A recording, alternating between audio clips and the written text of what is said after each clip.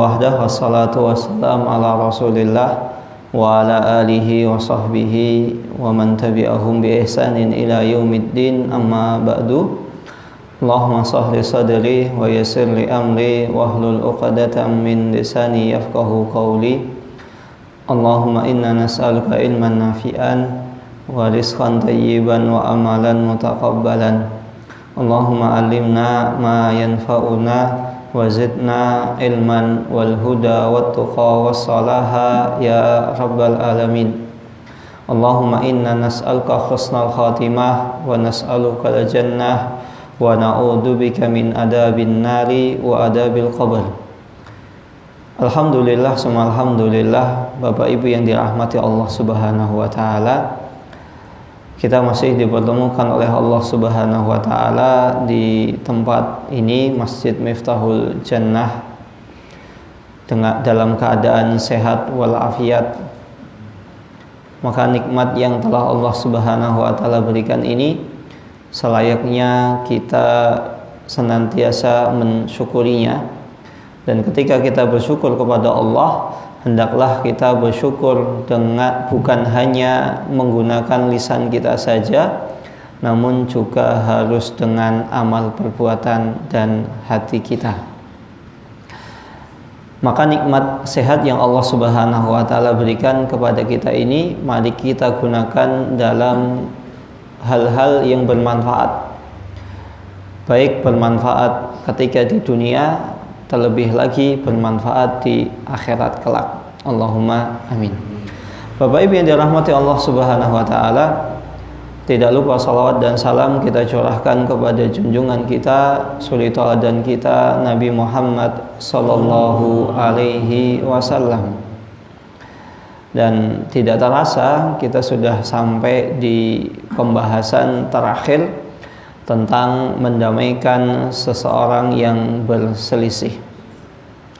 Pada pertemuan sebelumnya telah kita sebutkan kisah-kisah orang yang berjuang, memiliki kecenderungan, memiliki hal-hal yang ia kedepankan. Salah satunya adalah mendamaikan orang lain. Bahkan sampai-sampai Rasulullah SAW, beliau pernah suatu kali terlambat untuk melaksanakan sholat asar karena dalam rangka mendamaikan seseorang yang berselisih, padahal orang tersebut bukan keluarganya, bukan saudaranya. Artinya apa? Orang lain. Maka ini menunjukkan mendamaikan perselisihan, mengakurkan orang itu adalah sebuah perkara yang sangat agung. Bahkan dua pertemuan sebelumnya kita sebutkan keutamaan orang yang mendamaikan, mengakurkan orang itu lebih baik dibanding seseorang yang melaksanakan sholat malam, puasa Daud, dan amalan-amalan soleh lainnya. Maka mari kita untuk bersemangat. Nah, kita lanjutkan. Diriwayatkan dari Humaid bin Abdurrahman ibnu Auf bahwasanya ibunya Humaid, yaitu Ummu Kulsum bintu Uqbah bin Abi Mu'aid, dan Ummu Kulsum binti Uqbah bin Abi Mu'aid ini adalah salah satu perempuan yang pertama kali hijrah dan berbaiat kepada Rasulullah SAW. Dan uniknya di sini, Ummu Kulsum itu adalah anaknya Uqbah ibnu Abi Mu'aid. Siapa itu Uqbah ibnu Abi Mu'aid? Itu adalah salah satu orang yang didoakan Rasulullah SAW agar celaka. Rasulullah ketika mendoakan seseorang dengan keburukan itu seringkali mendoakan secara umum. Allahumma alaika bil yahud, Allahumma alaika bil musyrikin, Allahumma alaika bil kafirin. Ya Allah, semoga engkau membinasakan orang Yahudi, orang kafir, orang musyrik secara umum. Namun Uqbah bin Abi Mu'aid ini salah satu orang yang didoakan Rasulullah SAW secara langsung dengan menyebut namanya, selain Abu Jahal, Abu Lahab.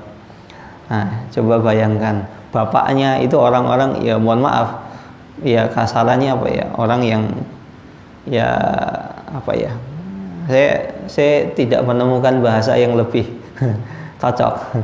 Tapi ini bahasanya kasar. Jadi ya, sebenarnya lebih dari sekadar berandalan. Orang yang musuh dakwah Rasulullah SAW, tapi anaknya ternyata orang yang pertama kali berbaiat kepada Rasulullah SAW. Maka tidak menutup kemungkinan seseorang itu ya bisa jadi orang tuanya itu kurang ajar, anaknya menjadi orang yang soleh. Begitu juga sebaliknya. Dan ini salah satu rahasia yang Allah Subhanahu wa taala berikan kepada kita. Maka kalau misalnya ada orang bapaknya itu soleh, anaknya mohon maaf bejat, nggak soleh. Atau bisa jadi bapaknya anaknya soleh, bapaknya nggak soleh. Maka ini sekali lagi Allah Subhanahu wa taala memberikan mengkode kita bahwasanya anak yang soleh, orang tua yang soleh itu murni dari Allah Subhanahu wa taala. Banyak kalau kita kisahkan ini banyak, nanti tidak selesai. Nah, ini Ummu Kulsum bintu Uqbah bin Abi Mu'aid adalah orang yang pertama berhijrah kepada Rasulullah SAW. Dia mengabarkan bahwasanya ibuku mengabarkan kepadaku, yaitu Humaid, bahwasanya ibuku pernah mendengar Rasulullah SAW bersabda, Laisal kadzdzabul ladzi yuslihu bainan nas.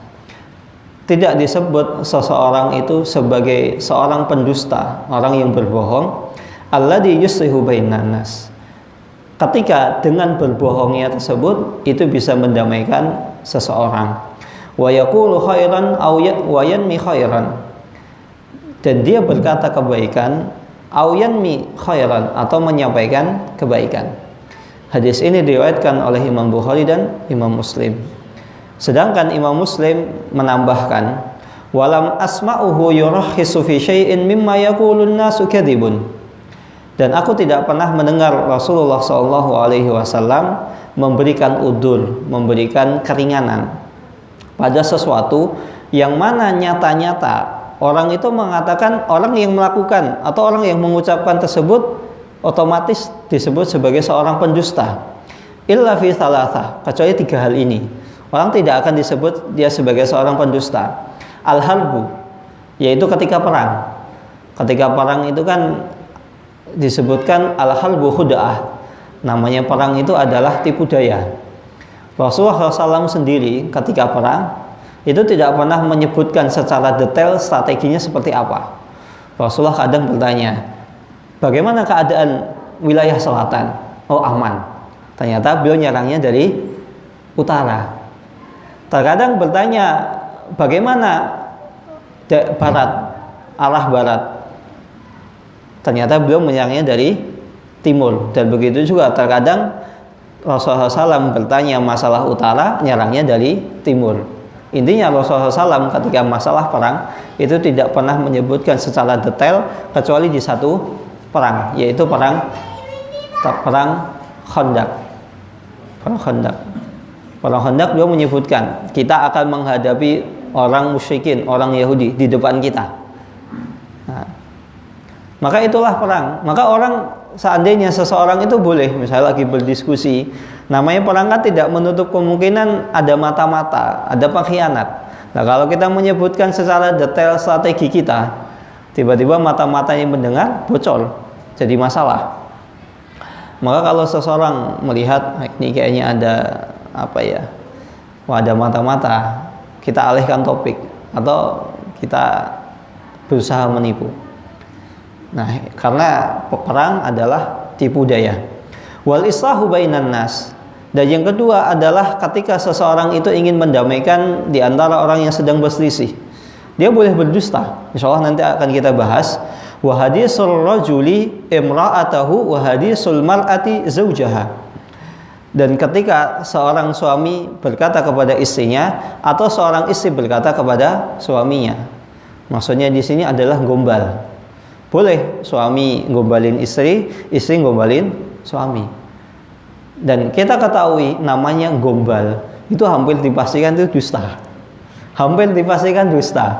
Namanya juga gombal. Dan yang digombali juga paham. Nggak mungkin, ini suami saya sedang menggombal, nggak mungkin. Ya, tapi itu boleh, nggak masalah. Dan setiap orang ya tentu tahu dengan pasangannya masing-masing digombalin apa mempannya. Walaupun misalnya istri nggak, biasa aja, tapi pada hatinya berbunga-bunga. Dan dia tahu itu suaminya sedang berdusta. Tidak masalah, itu tidak disebut sebagai seorang pendusta. Nah, mendamaikan seseorang saja ketika dengan cara berdusta itu boleh. Apalagi ketika mendamaikan antara pasangan suami istri dengan cara dusta.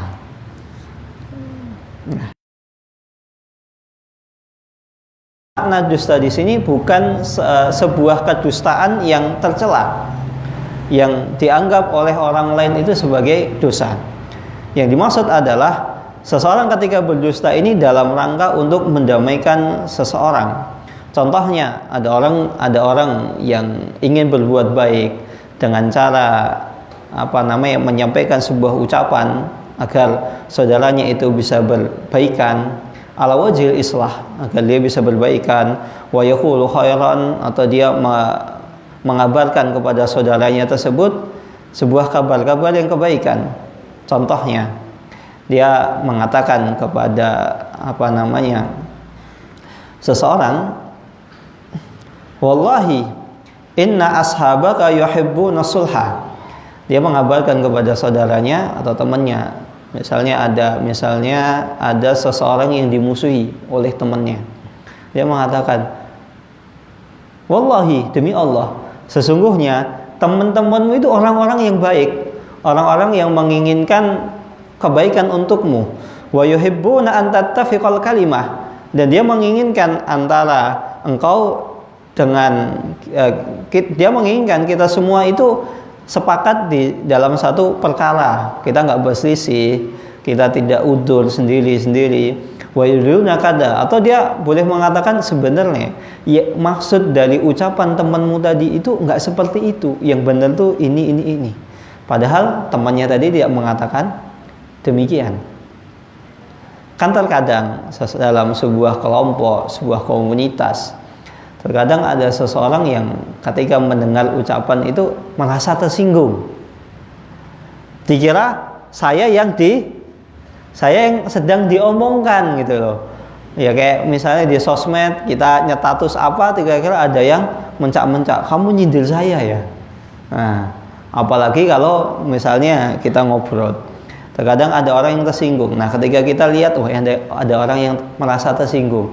Itu tadi itu nggak bahas kamu. Itu tuh bahas orang lain. Kalau kamu nggak, soalnya apa? Saya pernah dengar orang yang mengatakan tadi itu muji-muji kamu.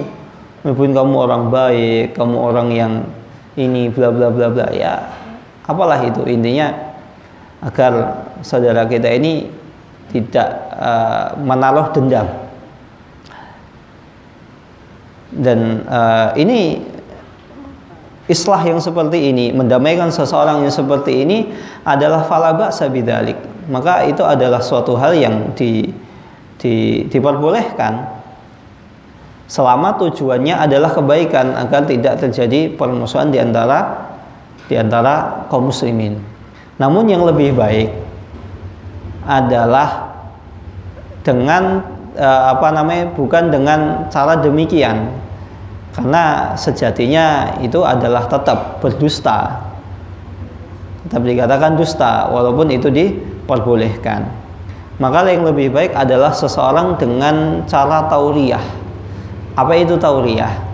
Tauriyah itu mengucapkan sesuatu namun bisa memiliki makna ganda. Nah, jadi ada standar ganda, tapi ada suatu ucapan yang maknanya itu bisa dipahami itu bisa dua makna.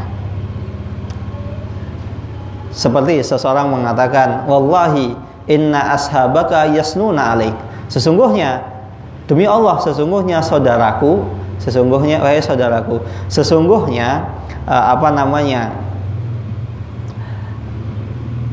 teman-temanmu itu selalu memujimu. Au sami'tum yasnuna alaik, atau aku pernah mendengar bahwasanya fulan tadi pernah memuji-mujimu.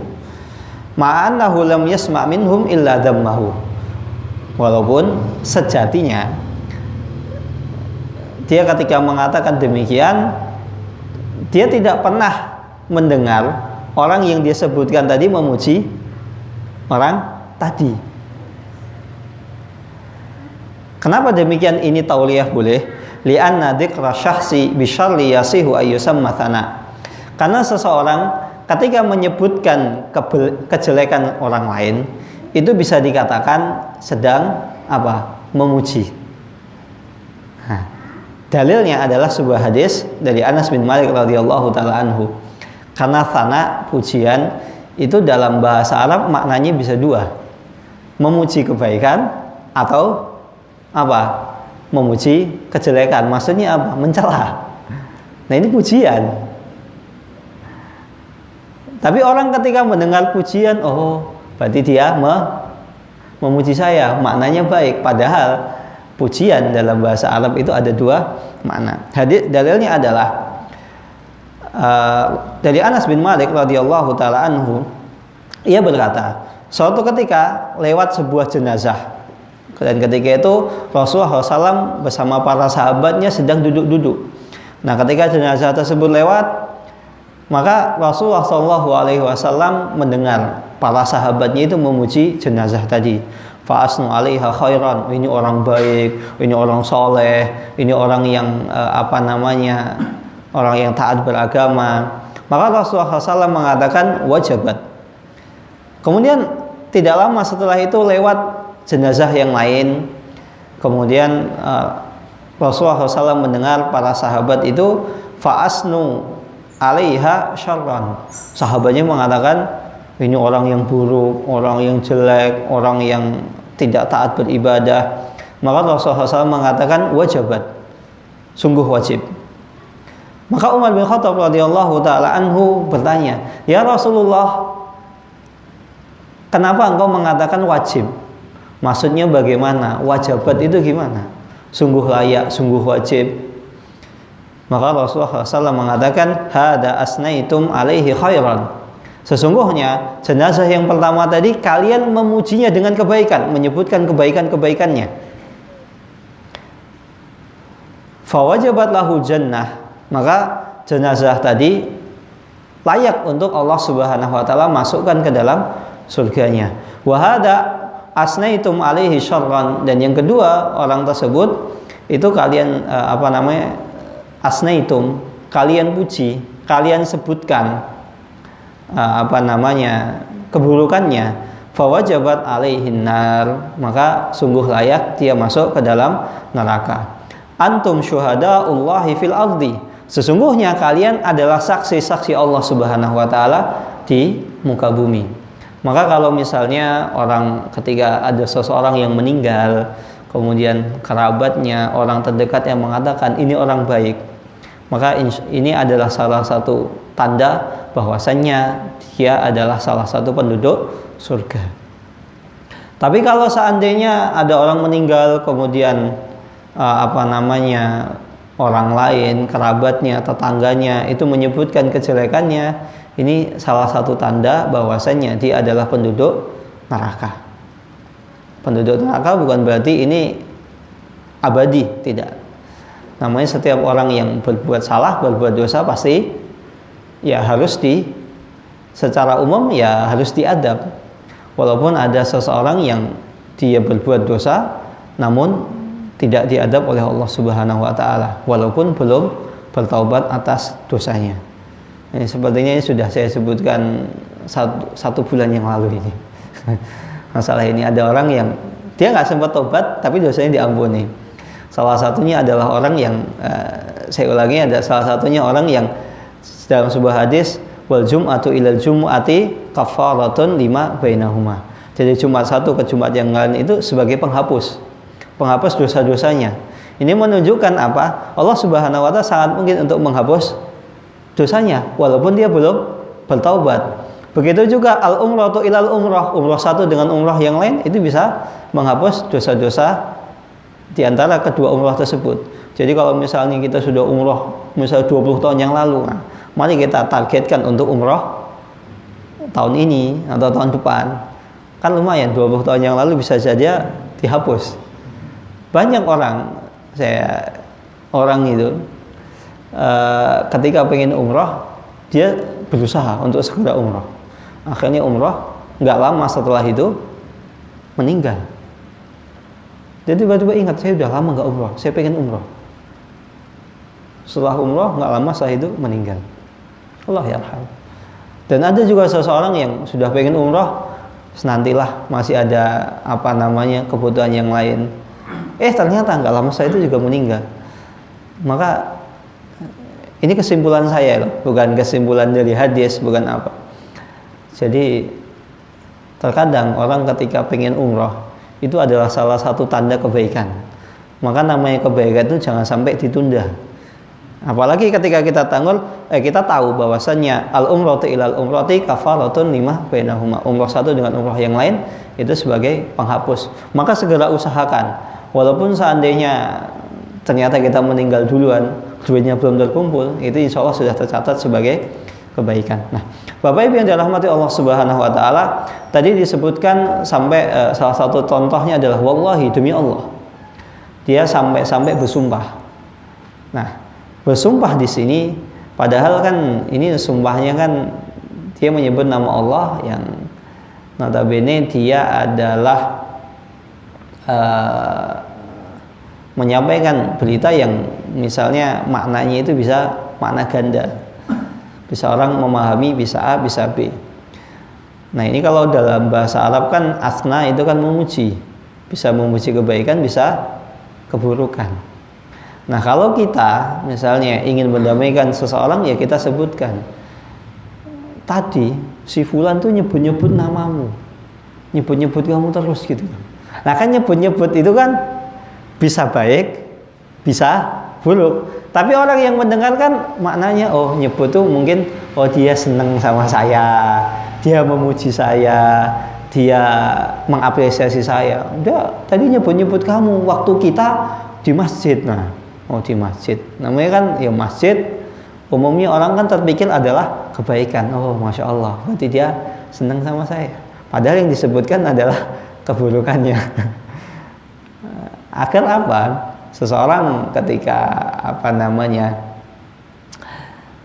ketika ketemu dua saudara itu saling baikan, tidak saling bermusuhan. Dan seseorang dilarang untuk seorang mukmin selayaknya untuk tidak sering-sering mengucapkan kalimat sumpah. Kenapa? Karena ketika seseorang sedikit-sedikit bersumpah, apalagi mengucapkan demi Allah gitu. Demi Allah itu bukan hal yang bukan hal yang ringan, bukan hal yang sepele. Kalau seandainya seseorang mengatakan wallahi la ansurannak, demi Allah saya benar-benar minta tolong kepadamu, maka ketika itu kita wajib menolongnya. Karena dia menyebutkan nama Allah. Maka sebagaimana seseorang ketika menyebutkan bersumpah demi Allah, ya kita harus percaya. Kita nggak boleh itu. Paling ngapusi. Enggak, ini sudah nyebut nama Allah. Dan menyebutkan nama Allah itu bukan perkara yang ringan. Maka oleh karena itu, seorang mukmin itu jangan sering-sering untuk bersumpah demi Allah, demi ini, demi itu. Kecuali hal-hal yang memang dia butuhkan. Kalau misalnya ada benar-benar maslahat, ini kalau dua orang ini nggak segera didamaikan jadi masalah. Karena seringkali cuman dari permasalahan satu atau dua orang akhirnya menyebar jadi satu kampung, satu RT, satu RW. Saya pernah mendengar sebuah cerita. Jadi ada sebuah kampung itu, kalau satu temannya itu, misalnya kan di kampung itu kan biasanya ada kayak lomba gitu, ada lomba badminton apa itu. Nah, kalau tanding antar kampung, antar desa, kampung ini tuh pasti menang terus, nggak pernah kalah. Nah tak tanya, memang jago loh main bola, main pingpong, main tenis, badminton? Ya enggak. Cuman apa? Kalau dia kalah, kita yang bonyol. Nah kok bisa seperti itu? Dulu ada. Jadi ada warga pendatang, ya namanya pendatang kan kadang nggak ngerti apa-apa, main, ternyata kampung tersebut kalah. Nah kan ada tipe-tipe orang yang seperti ini gitu, orang-orang yang ta'assubnya, kesukuannya, ininya luar biasa, nggak mau menerima kekalahan. Akhirnya kampung tersebut itu diserang. Nah sejak itu kita nggak mau ngalahin, dah kita ngalah aja. Yang penting kita akur, penting kita damai. Nah masalah kita mengalah untuk sesuatu hal yang lebih maslahat. Apalagi ini darurat ini kalau nggak segera didamaikan, bisa jadi malah jadi masalah. Nah, bisa jadi orang, oh itu pendatang baru, dia nggak ngerti, namanya adat yang biasa terjadi. Oh, ya sudah, akhirnya kan bisa melelaikan sebuah permasalahan. Maka kalau dibutuhkan sumpah demi Allah itu boleh jika ada maslahatnya.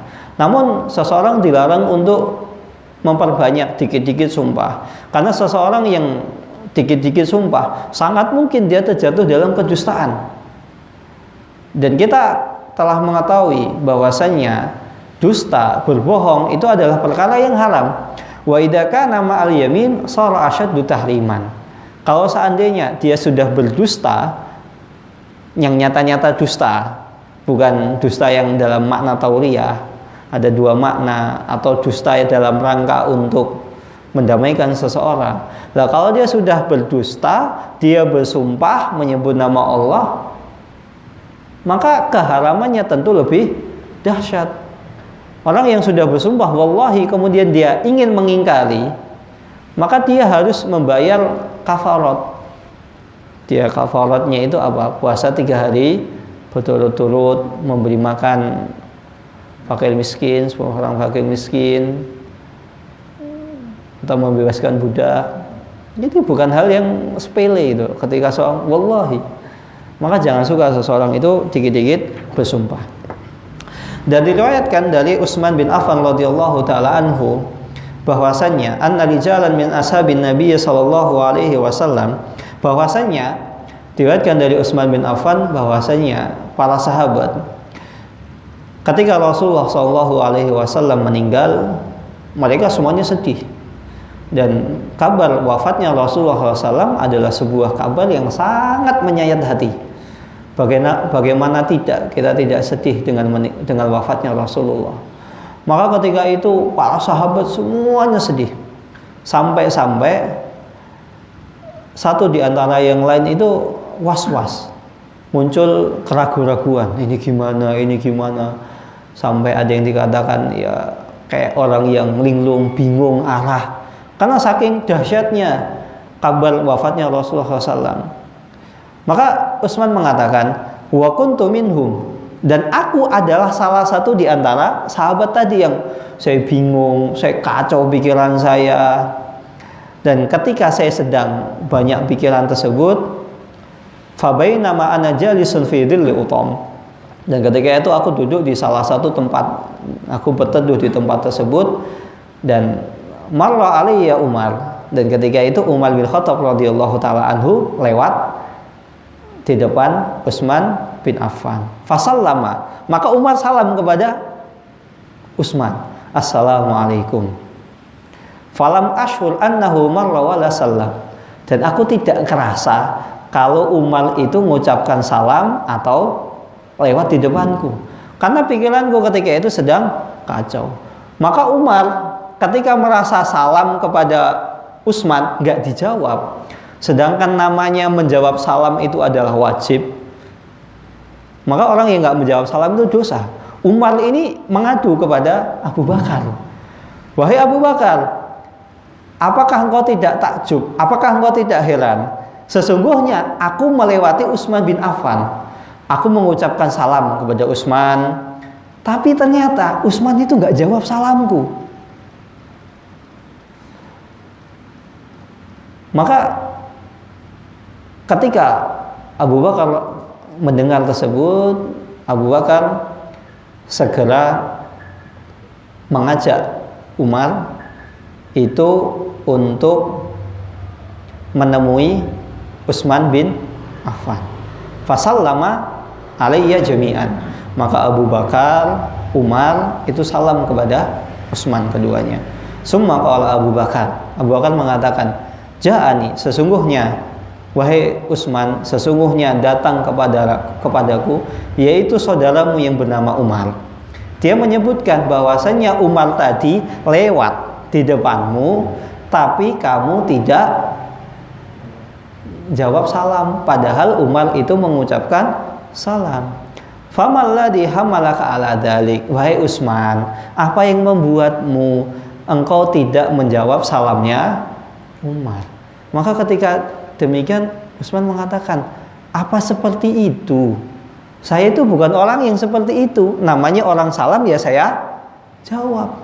Maka Umar menjawab, "Wahai Utsman, kamu tuh seperti itu. Saya sudah nyata-nyata salam, tapi kamu tidak menjawabnya. Saya lewat depanmu." Kemudian Utsman mengatakan, "Wahai Umar, saya itu tidak tahu loh. Kalau kamu tuh lewat depanku, apalagi kamu mengucapkan salam. Maka bagaimana mungkin aku mau menjawab salammu? Aku saja tidak tahu kalau kamu lewat." Maka ketika ini kan sudah terjadi sedikit cekcok ya antara Utsman dengan Umar. Maka Abu Bakar mengatakan, "Wahai Utsman, apa yang membuatmu? Kenapa kamu gak mengucapkan salam? Saya tahu pasti ada sebuah perkara yang membuat dirimu itu sibuk, menyibukkan dirimu sampai kamu tidak sadar kalau ada orang yang lewat di depanmu dan mengucapkan salam." Maka Utsman mengatakan, "Betul. Pikiranku tersibukkan dengan sebuah perkara. Aku sebenarnya ingin segera bertanya kepada Rasulullah SAW tentang sebuah perkara. Namun ternyata Rasulullah SAW lebih dahulu Allah wafatkan, sehingga aku tidak bisa bertanya. Dan aku kepikiran terus, kira-kira jawaban dari pertanyaan ini apa? Lah kalau Rasulullah SAW sudah wafat, saya mau tanya kepada siapa? Bingung, saya ingin menemukan jawaban ini."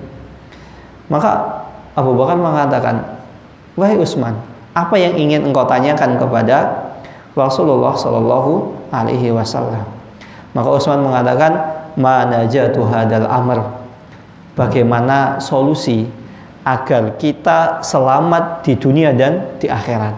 Karena Rasulullah SAW sudah meninggal, sedangkan saya manusia. Mau tidak mau suatu ketika juga akan Allah wafatkan, meninggal juga. Nah kira-kira agar nanti saya selamat dari pertanyaan dua malaikat, dihisab, saya kira selamat gimana solusinya? Saya mau tanya sama Rasulullah sudah meninggal. Maka Abu Bakar mengatakan, "Sesungguhnya aku pernah bertanya dengan sebuah pertanyaan yang sama yang ingin kau tanyakan kepada Rasulullah SAW." Maka Rasulullah SAW menjawab, "Man qabila minnil kalimatal lati aradtu ala ammi faraddaha alayya." Barang siapa yang menerima sebuah kalimat yang aku utarakan kepada pamanku, siapa itu? Abu Thalib. Nah kalimatnya apa? Adalah sebuah kalimat la ilaha illallah faraddaha alayya. Maka itu nanti tanggungannya adalah kepada diriku. Engkau masuk surga, engkau dijamin insya Allah selamat di akhirat. Fahiyalahu najat. Maka itu adalah kunci kesuksesan baik di dunia maupun di akhirat. Coba bayangkan, kita lihat di sini. Abu Bakar itu tidak memanggil siapa? Utsman sama Umar. Padahal ketika itu Abu Bakar itu adalah sudah menjadi khalifah. Karena kisah ketika Rasulullah SAW wafat, itu kan para sahabat sepakat untuk memilih Abu Bakar menjadi khalifah. Artinya apa? Abu Bakar itu pemimpin, dan seorang pemimpin itu berhak untuk memanggil rakyatnya. "Fulan, kamu ke sini." Kan bisa. "Utsman, sini kamu." "Umar, kamu sini." "Ada masalah apa kalian berdua?" Kan bisa. Karena apa? Umar ini kan mengadu kepada Abu Bakar yang notabene sebagai khalifah. Tapi apa yang terjadi? Abu Bakar menggandeng tangannya Umar datang kepada Utsman. Coba kita lihat semangatnya Abu Bakar dalam rangka mendamaikan di antara dua sahabatnya sedang berselisih. Padahal saya yakin tidak ada satupun orang yang akan mencela ketika Abu Bakar memanggil Utsman, kamu sini, datang. Saya pemimpin kok. Kan nggak akan ada yang mencela. Tapi ternyata Abu Bakar langsung datang kepada Utsman dan membawa Umar bin Khattab radhiyallahu taala anhu. Maka Bapak Ibu yang dirahmati Allah Subhanahu wa taala, kisah-kisah yang demikian ini menunjukkan bahwasannya orang-orang mulia adalah orang-orang yang semangat dalam mendamaikan perselisihan di antara kaum muslimin. Bahkan manhaj ahlu sunnah wal jamaah, ciri-ciri ahlu sunnah wal jamaah adalah seseorang yang senantiasa ingin kalimat, suara, hati-hati kaum muslimin itu tidak berpecah-pecah. Dan ciri-ciri orang-orang ahlul kharaj, orang-orang yang ahlul kharaj, orang-orang yang suka memberontak, orang-orang yang di dalam hatinya memiliki jiwa-jiwa tidak suka bersatunya kaum muslimin, jiwa-jiwa pengkhianat, itu adalah orang-orang yang suka mengadu domba. Ahlu sunnah wal jamaah adalah orang yang pertama menginginkan perdamaian di muka bumi ini. Maka kalau ada orang ngaku ahlu sunnah wal jamaah, kerjaannya ribut, kerjaannya udul, rame sana sini, nggak layak dikatakan sebagai ahlu sunnah. Ahlu sunnah itu orang yang ingin damai, adem, tenteram. Dan terkadang seseorang lebih mengorbankan maslahat pribadi dibanding maslahat umum. Maslahat umum itu tentu lebih baik. Ya sudah, saya tak ngalah, kan enak. Masalah selesai. Jadi adem ayem, tenteram, gak ribut sana, ribut sini. Ada masalah kecil ribut.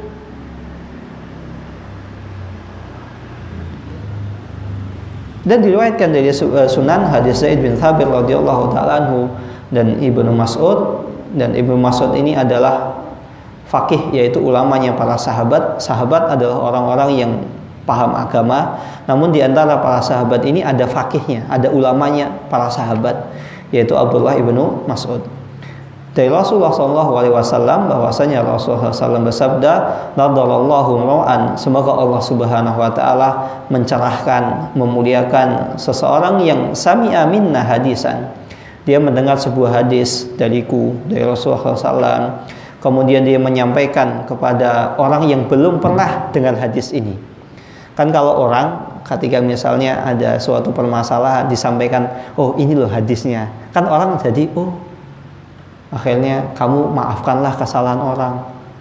Nggak bisa, dia sudah zalim kepada saya. Kita sampaikan hadis-hadis tentang keutamaan memaafkan. Loh ini ada hadisnya, keutamaannya baik. Kan orang jadi, oh iya. Jadi Allah memuliakan, semoga Allah memuliakan, merahmati orang-orang yang menyampaikan hadis kepada orang yang belum pernah dengar. Farubbaha min fiqhin ghairu faqih, dan bisa jadi seseorang yang menyampaikan sebuah ilmu itu bukanlah orang yang cerdas. Maka menyampaikan ilmu itu nggak harus pintar.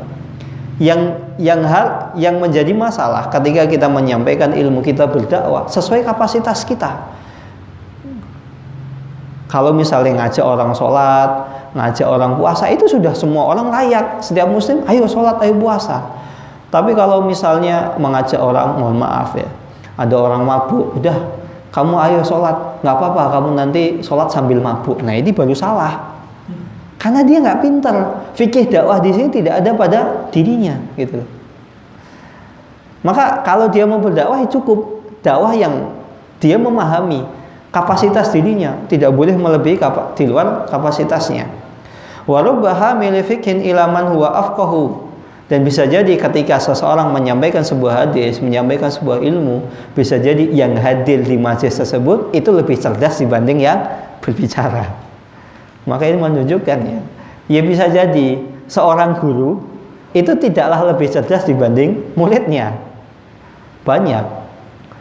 Tentu seseorang ketika ditanya lebih cerdas mana, misalnya Imam Bukhari dengan gurunya, orang mengatakan Imam Bukhari, tapi Imam Bukhari dulu belajar sama ulama fulan seperti itu.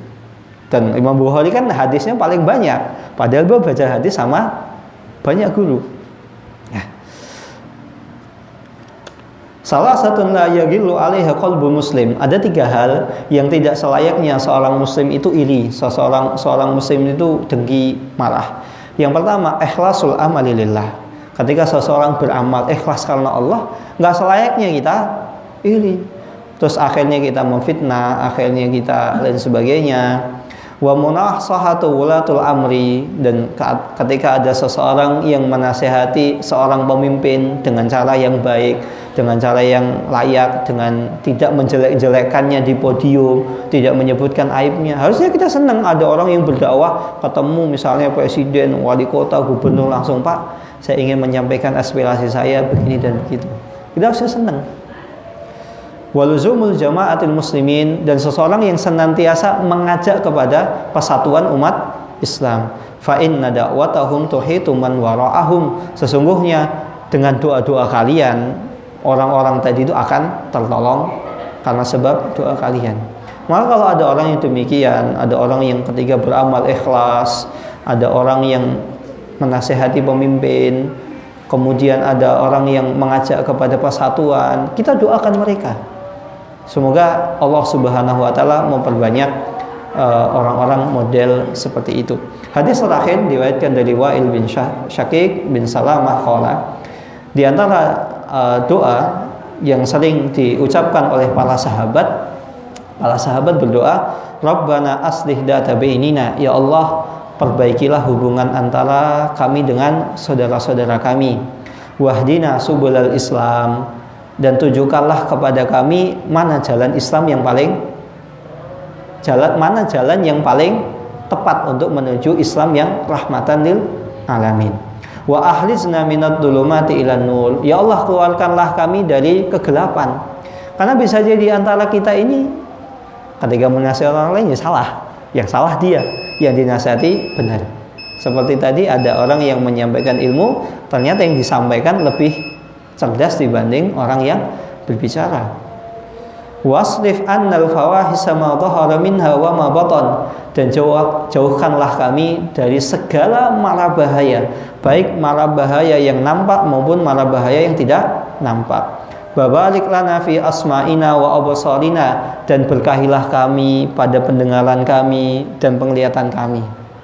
Karena namanya orang mendengar, melihat, bisa jadi ada hal-hal yang bernilai dosa. Mendengar perkara maksiat, melihat maksiat, mendengar ghibah, melihat orang bermaksiat, harusnya dia nasihati, malah dia diam, tidak mengingkari, itu dosa.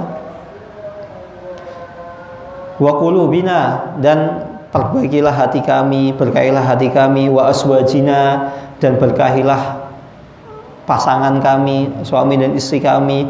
Wa dzurriyyatina, dan anak keturunan kami. Wa tub alaina wa alaihim innaka antat tawwabur rahim, dan ampunilah dosa kami dan dosa mereka, sesungguhnya engkau adalah zat yang maha penerima taubat lagi maha penyayang. Wa ja'alna li an umina syakirina musnina biha qailina biha, dan jadikanlah ketika kami mendapatkan nikmat, kami bisa memujimu, kami senantiasa bisa bersyukur kepadamu, kami bisa malah bertambah taat kepadamu, bukan malah jauh dari ketaatan. Wa atmim alaina, dan sempurnakalah nikmat yang engkau berikan kepada kami. Ini adalah sebuah doa yang sering diucapkan oleh para sahabat.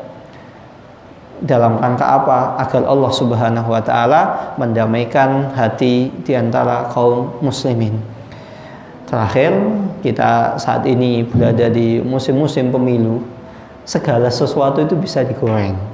Maka jangan sampai kita pemilu ini cekcok. Sudah sekian 3 episode pemilu setidaknya. Kita ini ribut, udur, cuma gara-gara beda pilihan.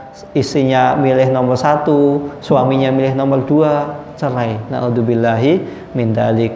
Semoga Allah Subhanahu wa taala mendamaikan hati-hati kaum muslimin dan menyatukan kaum muslimin dalam kalimat Islam, ikhlas, dan Allah Subhanahu wa taala semoga memberikan kepada kita semua, rakyat Indonesia, bangsa Indonesia, negeri kita yang tercinta, seorang pemimpin yang bisa menghantarkan menuju cita-cita bangsa ini yaitu kemahrifah Allah Jinawe baldatun thayyibatun wa rabbul ghafur, sebagaimana yang diinginkan oleh pendiri bangsa kita ini. Amin ya rabbal alamin.